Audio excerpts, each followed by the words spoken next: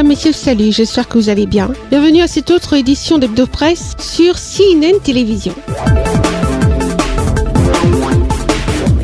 Démarrons cette revue avec des grandes unes au Cameroun avec le quotidien Cameroun Tribune qui parle de la 15e session extraordinaire de la conférence des chefs d'État de la Communauté économique et monétaire de l'Afrique centrale qu'accueille le Cameroun ce 17 mars. Le journal titre à sa une « Rendez-vous à Yaoundé ». Le quotidien L'économie revient également sur la rencontre des chefs d'État et titre en grande une « Les dossiers sur la table du chef de l'État ».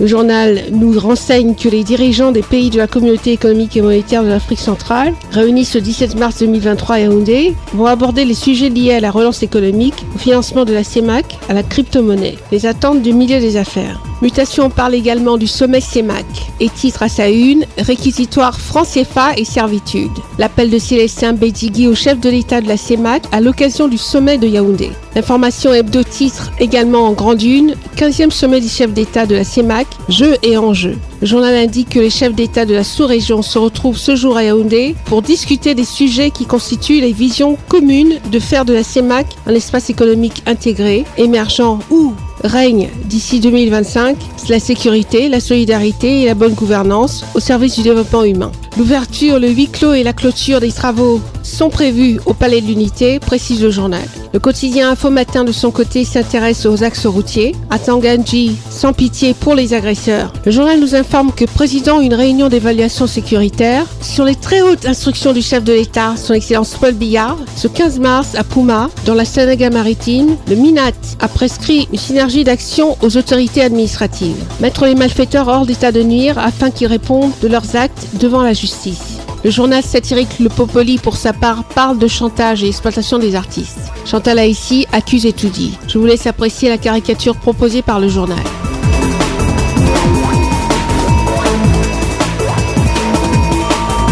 Chers fidèles téléspectateurs de la télévision CNN, faisons un tour en Côte d'Ivoire pour découvrir la une des journaux parus en kiosque cette semaine. L'intelligent d'Abidjan qui célèbre son 20e anniversaire du 1er au 2 septembre 2023. Titre à sa une, remise d'attestation de fin de formation au métier de la mer à 1000 jeunes. Patrick Hachi annonce l'insertion de 660 000 entre 2022 et 2024. En fenêtre du même journal, conflit Rock Queens Africa Sourcing à Londres. Jeune Afrique dévoile les micmacs de Mathieu Stolz avec l'argent de Loïc Folleroux. 4 mois après sa suspension au PPACI, Fidel Dosso interpelle Gbagbo. Vu sur le net, l'hôpital mère-enfant de Bingerville, 5 ans déjà. Fraternité Matin parle également d'emploi et d'insertion socio-professionnelle. 8 millions de jeunes à intégrer dans les 10 années à venir. Le journal nous informe que le Premier ministre Patrick Hachi a rappelé hier l'objectif du gouvernement lors de la remise des attestations de fin de formation au métier de la mer et de l'industrie à 1000 jeunes. Le nouveau réveil de son côté s'intéresse à la tournée du lobbying du RHDP dans le Grand Centre et titre à sa une « Le blaguet tué d'Aoussou et Mamadou Touré ne passe pas ». Le Patriote quant à lui s'intéresse aux propos de Roger Adom, cadre du RHDP et titre « Le bienfaiteur des Ivoiriens ». C'est Ouattara. Le Temps parle de la condamnation des 24 militants du PPACI, indignation en Afrique et en Europe. Mardi dernier, au siège du PPACI, le geste de Gbagbo qui surprend. Le journal L'Inter, présent en kiosque, revient également sur la détention de 26 militants de l'opposition et titre en grande une « Tension entre pouvoir et PPACI, les différents corps réagissent ». Des organisations de défense des droits de l'homme préoccupées, nous renseigne le journal.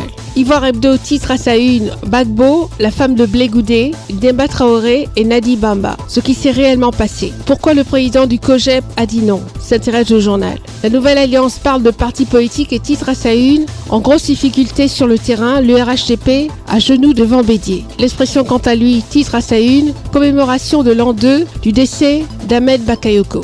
Grande mobilisation hier au Palais de la Culture. 15 000 jeunes rendent hommage à Ambak.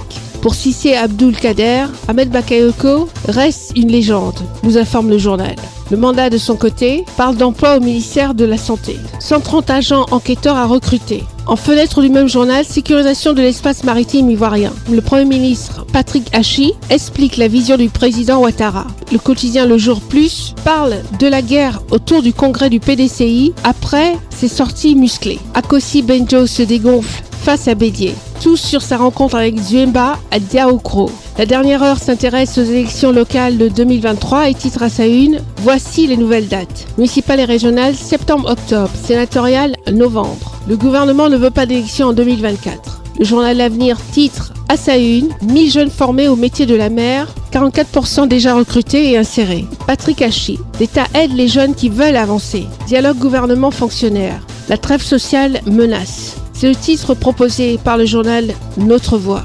Le Miroir s'intéresse à la performance du RHTP et titre à sa une « Ce que Cissé Bakongo et les 22 nouveaux adhérents se sont dit ». Le quotidien Le Matin de son côté titre en grande une « Après ces graves dérapages dans l'affaire des 49 soldats, Odied Lorugnon, devant le juge, s'interroge le journal. Sadi Diégué et Laïd fustige la vice-présidente du PPACI. Le quotidien d'Abidjan, quant à lui, parle de graves violations de liberté en Côte d'Ivoire. Des partis politiques français et guinéens crient à l'indignation, titre le journal. Génération Nouvelle s'intéresse à l'affaire des prétendues poursuites pour crimes contre l'humanité contre l'Expan. Les avocats de Guillaume Soro saisissent la Cour européenne des droits de l'homme, nous renseigne le journal.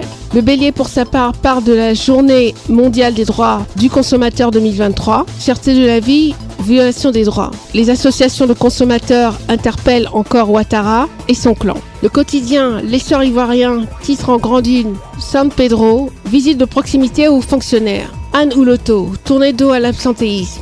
En feuillet du même journal, obsèques du doyen Abdoulaye Diallo. Ouattara offre 10 millions de francs CFA.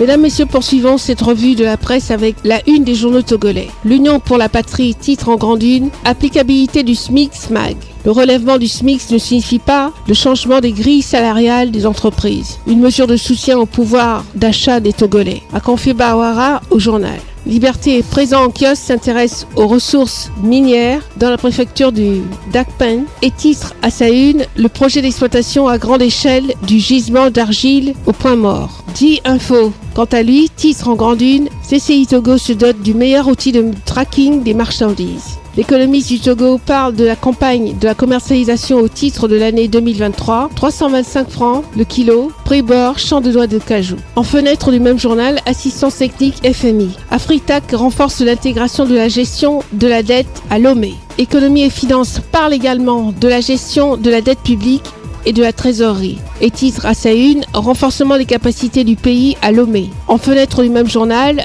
paysage bancaire togolais. La BCAO publie la liste des 17 institutions financières. Le médium titre à sa grande une, Coris Bank.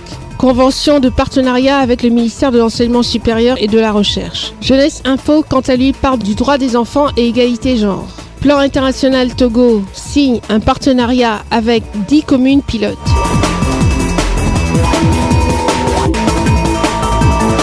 Amis et fidèles téléspectateurs de la télévision CNN, continuons notre vue avec les journaux parus en France cette semaine. Commençons avec le journal Le Monde qui titre à sa grande une « Réforme des retraites, la grande déchirure ». Selon l'enquête annuelle du Cevipof, le niveau de confiance des Français envers les institutions est au plus bas depuis la crise des Gilets jaunes.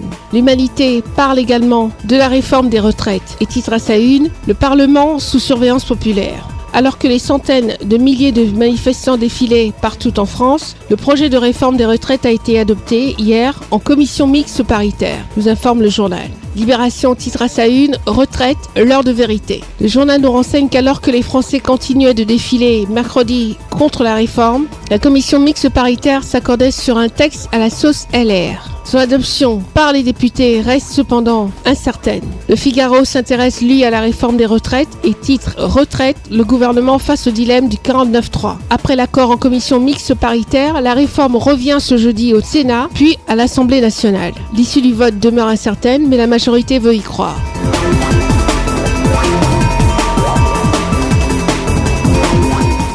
Mesdames, Messieurs, achevons ce numéro d'Hebdo-Presse en faisant un tour à Dubaï pour retrouver le bimestriel L'Intransigeant, le nec le plus juste de la presse, qui pour sa première parution titre en grande une « Ali Bongo Ondimba, quel destin ?» On ne vous dit pas tout. Retrouvez le magazine édité par Secam Media Group, L'Afrique qui gagne, des révélations inédites. Le magazine L'Intransigeant présente le savoir-faire d'un artiste international de l'industrie de l'habillement, Pape Maître Tailleur. C'est avec ce magazine L'Intransigeant, disponible partout en zone CEMAC, en France, au Benelux et en Afrique du Nord, que nous refermons cette autre édition d'Hebdo-Presse sur CNN, la télévision autrement. Nous vous remercions de l'avoir suivi. La suite de vos programmes en continu sur CNN Télévision. N'arrêtez jamais de sourire à la vie. À très vite pour un autre numéro.